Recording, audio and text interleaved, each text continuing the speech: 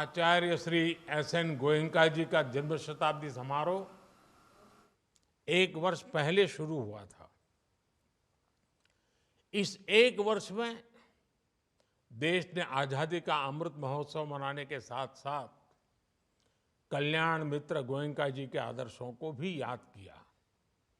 आज जब उनके शताब्दी समारोह का समापन हो रहा है, तब देश विकसित भारत के संकल्पों को सिद्ध करने की दिशा में तेजी से आगे बढ़ रहा है। इस यात्रा में एस.एन. गोयनका जी के विचार और समाज के प्रति उनके समर्पण से हमें बहुत सीख मिलती है। गुरुजी भगवान बुद्ध का मंत्र दोहराया करते थे, समज्ञानम तपो सुखो, यानी जब लोग एक साथ मिलकर ध्यान लगाते हैं तो उसका बहुत ही प्रभावी परिणाम निकलता है। एकजुटता की ये भावना, एकता की ये शक्ति विकसित भारत का बहुत बड़ा आधार है। इस जन्म शताब्दी समारोह में आप सभी ने वर्ष भर इस मंत्र का ही प्रचार प्रसार किया। मैं आप सभी को अपनी हार्दिक शुभकामनाएं देता हूं। साथियों, आचार्य एस.एन. गोयनका जी से मेरा परिचय बहुत पुराना था। यूएन में वर्ल्ड रिलीजन कॉन्फ्रेंस में मेरी उनसे पहली मुलाकात हुई थी। उसके बाद कई बार गुजरात में भी मेरी उनसे मुलाकात होती रही थी। ये मेरा सौभाग्य है कि मुझे उनके अंतिम दर्शन करने का अवसर भी मिला था। उनके साथ मेरे संबंधों में एक अलग आत्मीयता थी, इसलिए मुझे उन्हें करीब से देखने का, जानने का सौभाग्य मिला था। मैंने देखा था कि उन्होंने विपश्यना को कितनी गहराई से आत्मसात किया था। कोई शोर शराबा नहीं, कोई व्यक्तिगत आकांक्षाएं नहीं। उनका व्यक्तित्व निर्मल जल की तरह था, शांत और गंभीर।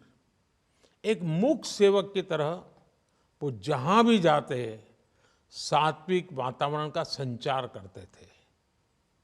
वन लाइफ वन मिशन के परफेक्ट उदाहरण के रूप में उनका एक ही मिशन था, विपश्यना। उन्होंने अपने विपश्यना ज्ञान का लाभ हर किसी को दिया, इसलिए उनका योगदान पूरी मानवता के लिए था, पूरे विश्व के लिए था। साथियों, हम सभी के लिए गोयनका जी का जीवन प्रेरणा का बहुत बड़ा पुंज रहा है। विपश्यना पूरे विश्व को प्राचीन भारतीय जीवन पद्धति की अद्भुत देन है, लेकिन हमारी इस विरासत को भुला दिया गया था। भारत का एक लंबा कालखंड ऐसा रहा जिसमें विपश्यना सीखने सिखाने की कला जैसे धीरे धीरे लुप्त होती जा रही थी। गोयनका जी ने म्यांमार में 14 वर्षों की तपस्या करके इसकी दीक्षा ली और फिर भारत के इस प्राचीन गौरव को लेकर देश लौटे। विपश्यना सेल्फ ऑब्जर्वेशन के माध्यम से सेल्फ ट्रांसफॉर्मेशन का मार्ग है।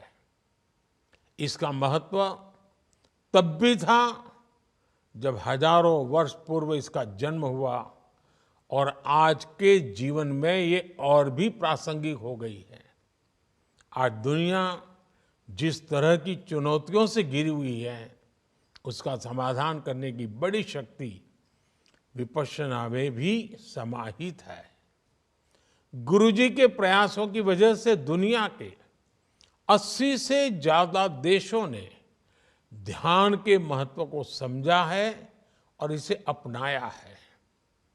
आचार्य श्री गोयनका जी उन महान लोगों में से हैं जिन्होंने विपश्यना को फिर से एक वैश्विक पहचान दी। भारत उस संकल्प को पूरी मजबूती से नया विस्तार दे रहा है। हमने यूनाइटेड नेशंस में अंतर्राष्ट्रीय योग दिवस का प्रस्ताव रखा था। उसे 190 से ज्यादा देशों का समर्थन मिला।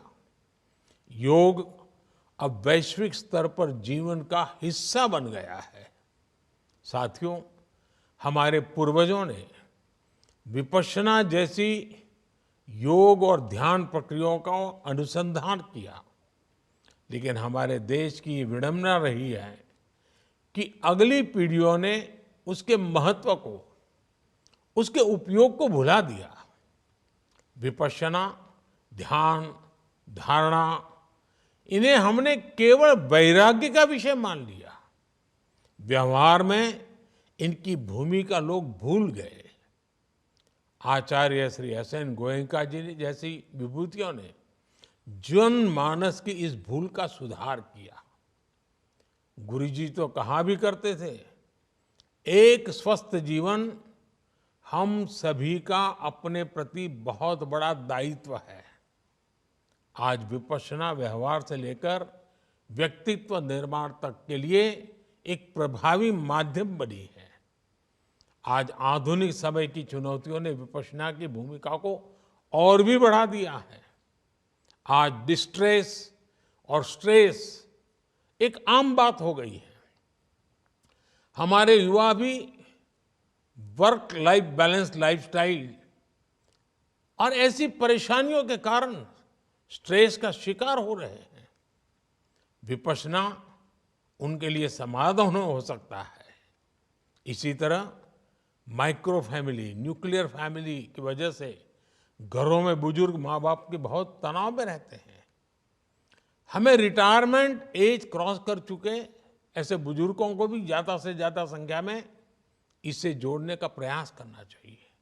साथियों, श्री एस एन गोयनका जी के हर कार्य के पीछे यही भाव रहा कि हर व्यक्ति का जीवन सुखी हो, उसका मन शांत हो और दुनिया में सद्भाव हो। उनका प्रयास था कि उनके अभियान का लाभ आने वाली पीढ़ियों को भी मिलता रहे। इसलिए उन्हें अपने ज्ञान को विस्तार दिया। उन्होंने विपश्यना के प्रचार प्रसार के साथ साथ इसके कुशल शिक्षकों के निर्माण का भी दायित्व निभाया। आप भी जानते हैं कि विपश्यना एक अंतर्मन की यात्रा है। ये अपने भीतर गहरे गोते लगाने का रास्ता है। लेकिन ये केवल एक विद्या नहीं, ये एक विज्ञान भी है। इस विज्ञान के परिणामों से हम परिचित हैं। अब समय की मांग है कि हम इसके प्रमाणों को आधुनिक मानकों पर, आधुनिक विज्ञान की भाषा में प्रस्तुत करें।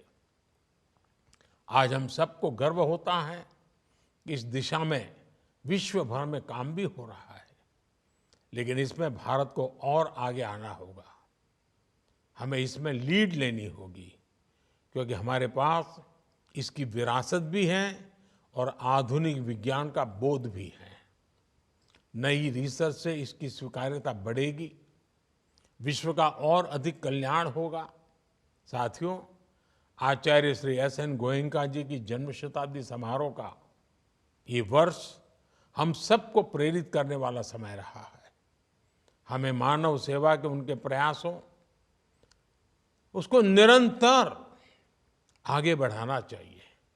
एक बार फिर आप सभी को शुभकामनाएं। बहुत बहुत धन्यवाद।